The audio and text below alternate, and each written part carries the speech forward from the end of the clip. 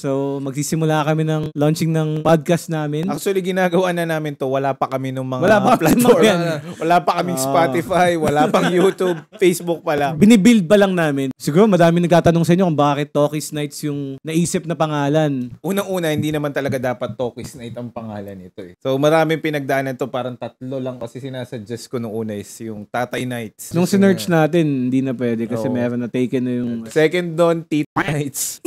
Sino kumontra? Sabi ni Paul, wag daw. Pero for the longest time, tentatively. Talkies Nights ang lumabas kasi yun ang sinadjust yan. So, kasi yung ibang mga listeners, magtataka yan kung anong ibig sabihin ng Talkies. so yung Talkies kasi, parang ano yan. Ish, Parang talk shit. Oo, parang ganun. Di for example, alam mo, may lakad. Sige, pupunta ako. Yan. Number 1 yan. Number 1 talaga yan. Tapos hindi ka Number 1 talaga yan. Tapos lahat pumunta, ikaw lang hindi. Talkies ka. Parang drawing. Drawing yun. Parang drawing.